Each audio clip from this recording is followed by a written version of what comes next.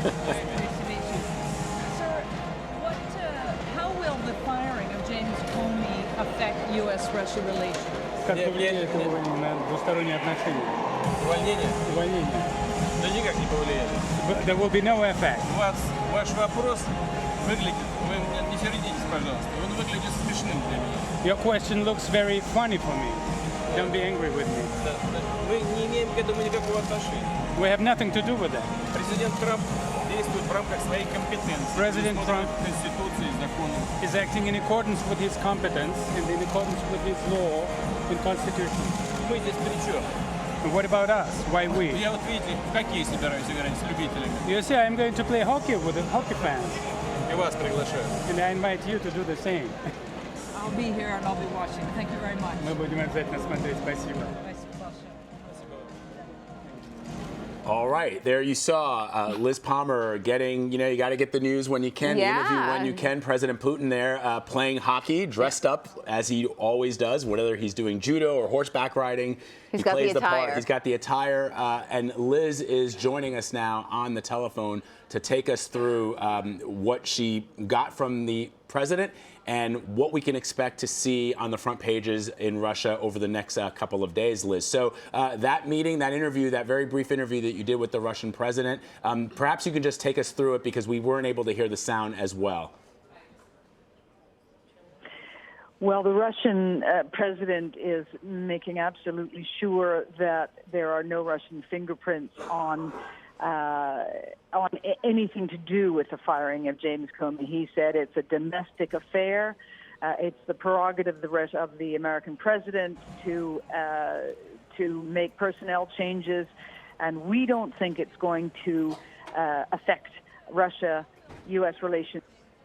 And Liz, you were giving us a debrief of that interview.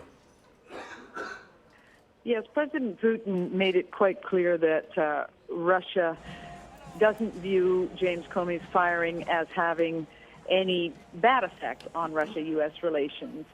He said it's entirely an American matter. It's the prerogative of the U.S. president. And in fact, I think your question is rather amusing. I'm so relaxed about it. I'm here to play hockey.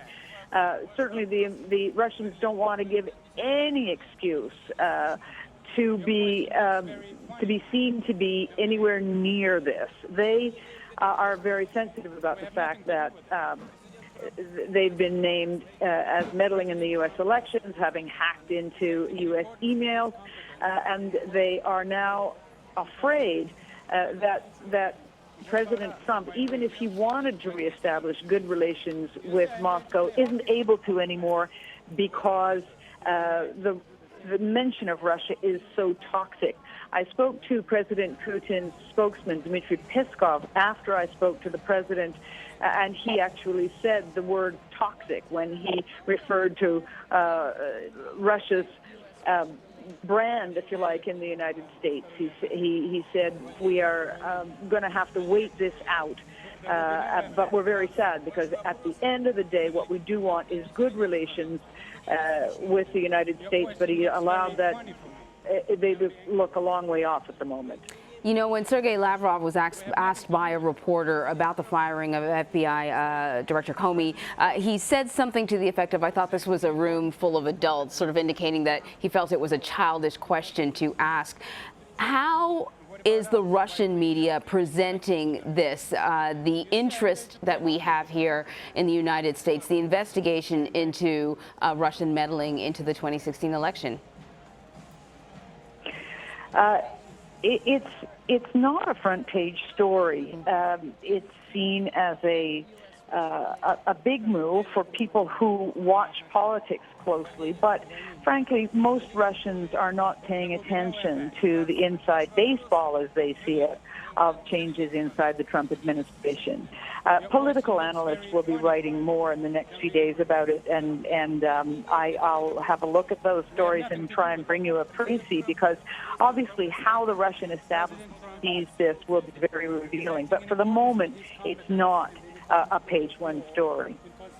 All right, Liz Palmer joining us from Sochi, Russia, where, as you can see there, she just spoke to Russian President Vladimir Putin and asked him some very serious questions, the questions that a lot of people here in this country have. Let's play a little bit of that interview so you can hear exactly what Liz asked the Russian president and how he responded.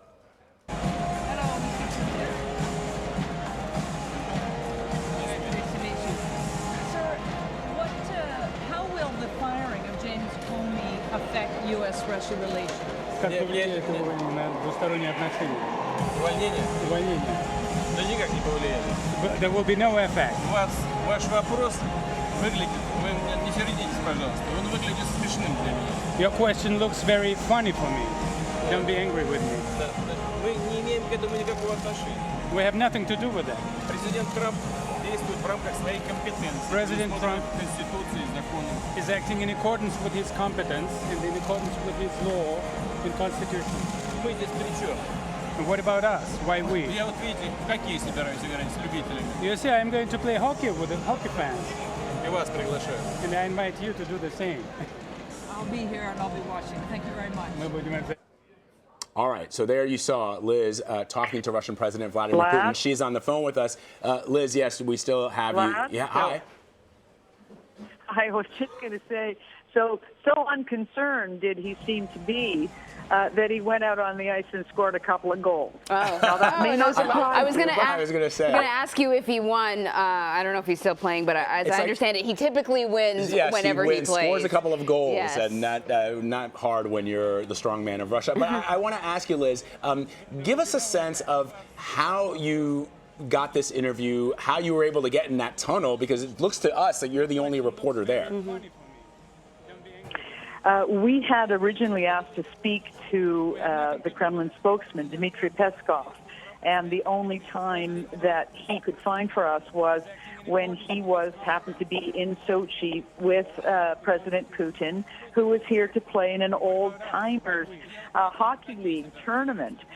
In fact, some of the great NHL players were on the ice as well that I remember from my childhood. So it was kind of an all-star cast out there. And then at the last minute, they invited us down and said, would you like to ask a question to the president? And, of course, there's only one question on the big news agenda today. And they said, okay, you stand there and wait for him to come out on his skates. He's going to be on his way into the player's box, and you just doorstep him. And I did. And he was very happy to be recorded with his answer. And Liz, one of the things, I mean, I know we've talked about this initially when we first connected with you, but it's a question we had with Julia Yaffe, who's a writer at The Atlantic, who I'm sure you know. She has covered Russia for quite a long time, and we were very curious to know how this is playing out, this story of Comey's firing, but not just what we heard last night, the story of the hack into the American election in 2016, how that story has been playing out across the airwaves and the newspapers in Russia. Certainly, we guess that the partisan press, the press that is in the pocket of the Kremlin, will not be too judgmental, but I'm wondering about some of the independent reporters that are in Russia. How has this story been playing out with them? Well, there is the mainstream media, which is controlled by the Kremlin, and it follows the Kremlin line, and it's a flat-out denial. We had nothing to do with it, where our reputation is being besmirched, it's not fair, and so on. But, you know, Russia has a very sophisticated IT community. It has a very sophisticated online community of all kinds of people, political, IT, and so on. And there is very frank discussion about who might have been behind it. And maybe more interestingly, whether this group of hackers is disciplined enough to continue to take orders from the Kremlin, or whether they'll go off and freelance and just be making a mess here and there in order to score political points or through some anarchist agenda of their own. That is a very live discussion on, say, Russian websites. In the mainstream media, though, as I say, all you hear is, we didn't do it. How dare you? It's not fair. And now we just have to wait for America to come to its senses. There will be no right. Elizabeth Palmer, Elizabeth Palmer. we're Quite a pretty story. impressed with that interview. So we should also thank Liz for that, because that's a huge get Oh, at yeah. this period of time when everybody has these questions about the Russians and specifically Vladimir Putin. Also, we can report to you, this is coming to us from where, Control Room? The Russian media, I Russian think, media on Twitter. On Twitter is saying that President Putin scored 7 goals. No surprise there. I'm not a hockey fan, so I don't know if that. I guess that's a lot, right? That's Yeah, a lot that's of pretty goals. impressive, That's a lot but, of goals. And like even I if you look at on the Kremlin website, the interests of Vladimir Putin, in addition to hockey, sambo and judo, skiing, ice hockey, animal protection. There's a whole bunch of things that he does. I'm sure as he a wins sporty- all those other matches Exactly, as well. he does win them. We should also point out that this interview and Liz Palmer will be on the CBS Evening News tonight Yep. with Scott Pelley at 6:30 p.m. Eastern, so you won't want to miss that.